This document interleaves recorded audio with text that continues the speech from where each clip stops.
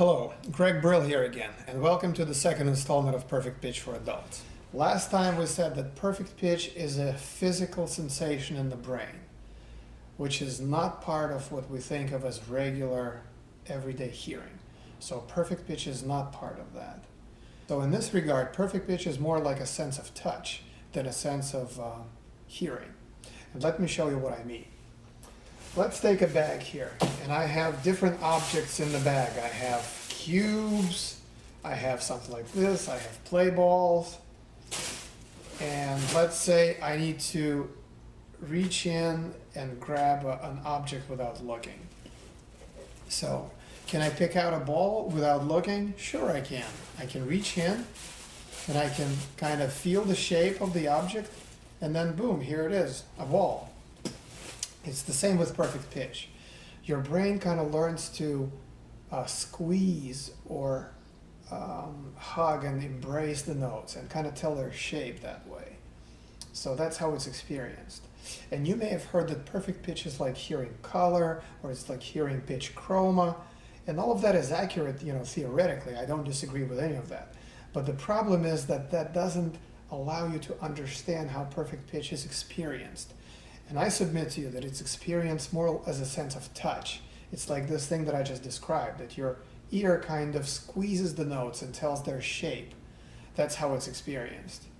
Or I can give you a different analogy. Perfect pitch is like going from two-dimensional hearing to a three-dimensional hearing. Like take a musical score. It's just a flat sheet of paper. It's two-dimensional. You have notes appearing there, higher or lower on the staff.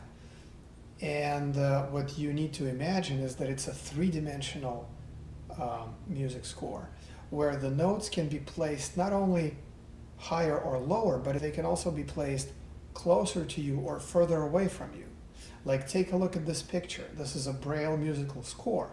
And as you can see, the notes are kind of raised above the page, or you could also make them pushed into the page. And that way you would have this three-dimensional musical score. And this is how people with perfect pitch experience music. Another analogy I can give you, that's like, again, take a music score or a staff. And each note has a stem and it has a head. So the head of each note doesn't have to be like a dot or, that bubble.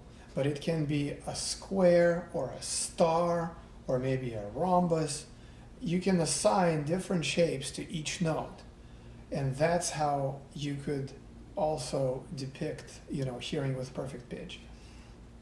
So anyway, I want to give you one more analogy for hearing with perfect pitch. And that's like having like 12 bowls or buckets installed in your brain.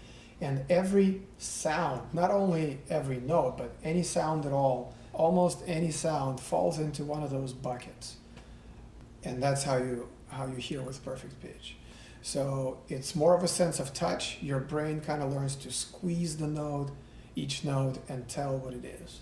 So now that you have a pretty good idea of what it's like to hear with perfect pitch and what it is, it's time to talk about how to develop it.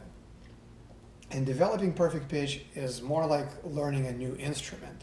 It's not like learning intervals, where you can hear all the intervals and just kind of learn them in a couple of days. This stuff is more like learning an instrument. So that's why I would ask you to imagine yourself as a newborn baby, because in terms of perfect pitch, you are a newborn baby now. And one of the first things you need to learn, even before you learn to walk, you have to learn to at least sit up, or you need to learn to crawl.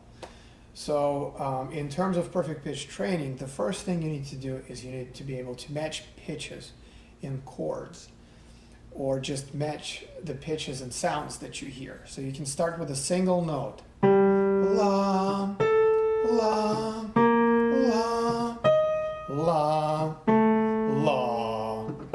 la, la. And you should be able to sing single notes like this. Almost anybody can do it. So then you try two-note intervals. You try intervals, or you try like dyads or two-note chords. You go la la, la la,